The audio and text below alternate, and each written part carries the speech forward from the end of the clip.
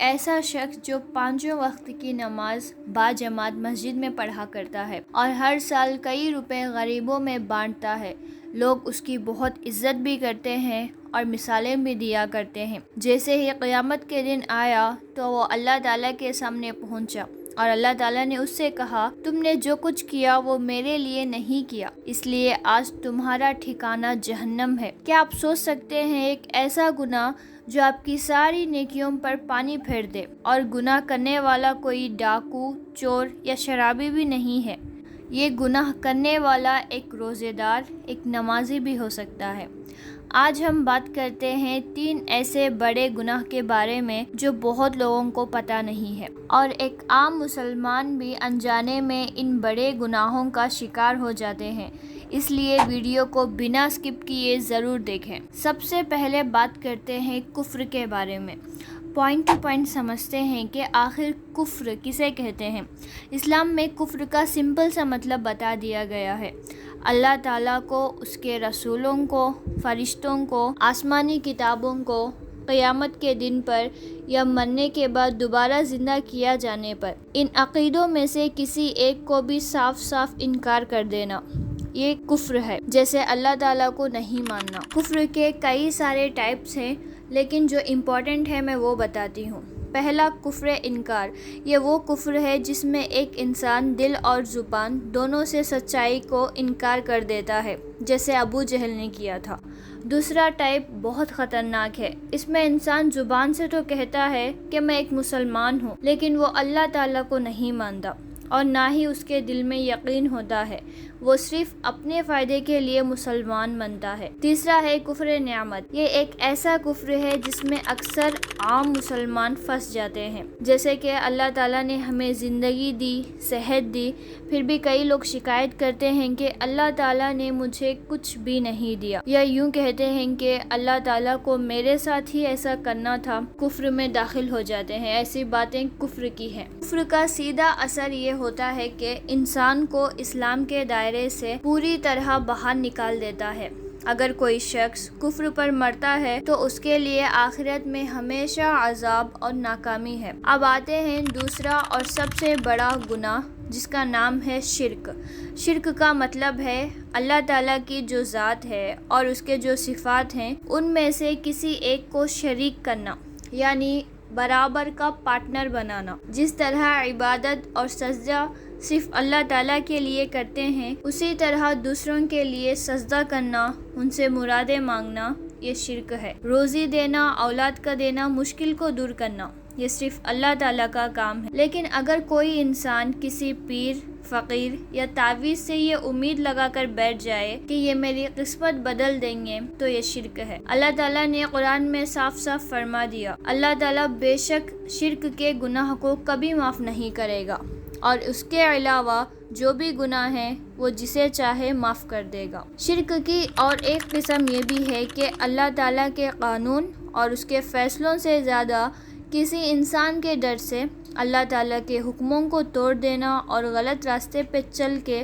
شرک کو اپنانا بہت غلط ہے۔ اب بات کرتے ہیں اس پوائنٹ پر جہاں کفر، شرک اور ریا آپس میں آ کر ملتے ہیں۔ ریا کسے کہتے ہیں اور اس کا شرک سے کیا تعلق ہے؟ ریا کا سمپل سا مطلب ہے دکھاوا، یعنی کوئی بھی نیک کام، کوئی بھی عبادت، کوئی بھی صدقہ اللہ تعالیٰ کو راضی کرنے کے لیے نہیں، بلکہ لوگوں کو دکھانے کے لیے، ان سے تعریف پانے کے لیے، یا یوں سمجھے کہ ان کی نظر میں اپنا رتبہ بڑھانے کے لیے کرنا۔ ہمارے پیارے نبی محمد صلی اللہ علیہ وسلم نے ایک بار صحابہ سے فرمایا، مجھے تمہارے بارے میں جس چیز کا سب سے زیادہ ڈر ہے وہ شرک اصغر ہے۔ صحابہ نے پوچھا، یا رسول اللہ، شرک اصغر کیا ہے؟ آپ صلی اللہ علیہ وسلم نے فرمایا، وہ ریا یعنی دکھاوا ہے۔ اب آپ سوچیں گے کہ دکھاوا کرنا شرک کیسے ہو گیا؟ کو ایک سمپل ایگزامپل سے سمجھتے ہیں۔ یوں سمجھے کہ آپ نے نماز شروع کی۔ نماز کس کی عبادت ہے؟ اللہ تعالیٰ کی۔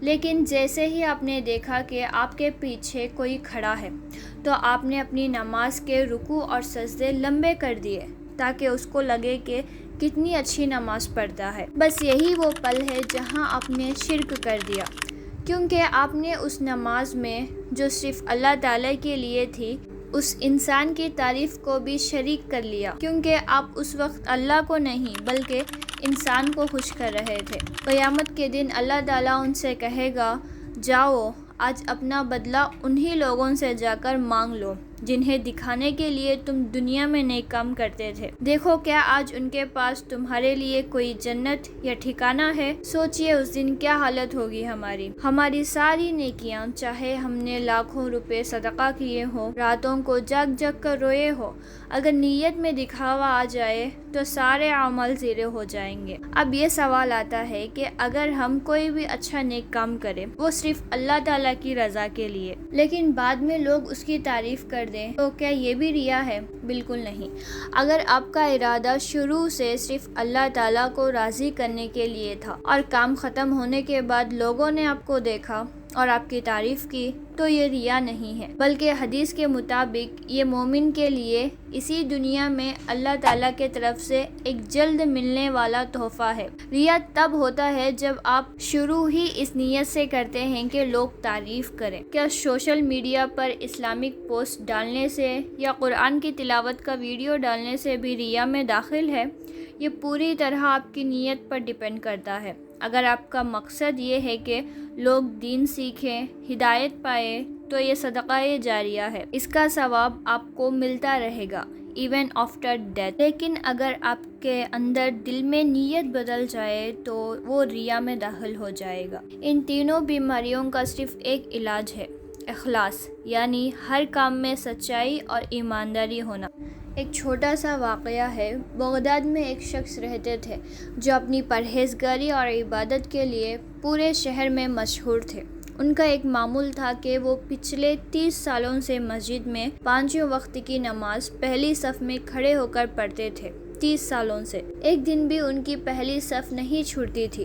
لوگ انہیں دیکھ کر راستہ چھوڑ دیتے، ان کے قسمیں کھاتے، اگر سچا نمازی دیکھنا ہے تو انہیں دیکھو۔ ایک دن ایسا ہوا کہ وہ نماز کے لیے گھر سے لیٹ نکلے۔ جب وہ مسجد پہنچے تو انہوں نے دیکھا کہ پہلی صف پوری طرح بھر چکی تھی۔ مجبوری میں انہیں دوسری صف میں کھڑا ہونا پڑا۔ نماز شروع ہوئی لیکن ان کا دل نماز میں نہیں تھا۔ ان کے دماغ میں اور دل میں ایک عجیب سی بے چینی چل رہی تھی اور وہ بار بار سوچ رہے تھے، آج جب نماز ختم ہوگی اور لوگ پیٹھ پیچھے گھور کر مجھے دوسری صف میں دیکھیں گے تو وہ میرے بارے میں کیا سوچیں گے؟ وہ سوچیں گے کہ دیکھو 30 سال کا نمازی آج سستی کر گیا، میری عزت تو کم ہو جائے گی۔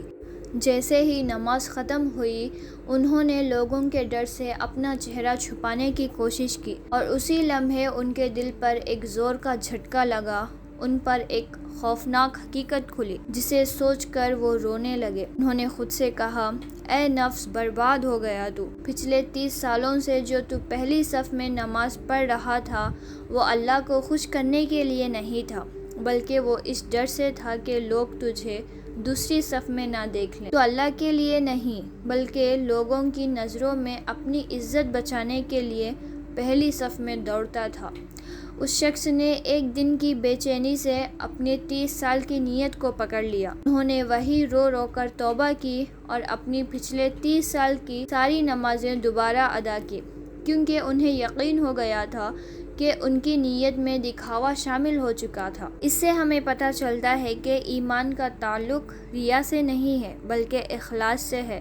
اللہ تعالیٰ ہمارے کپڑے، ہمارے سٹیٹس کو نہیں دیکھتے، وہ صرف اور صرف ہمارے دلوں اور ہماری نیتوں کو دیکھتے ہیں۔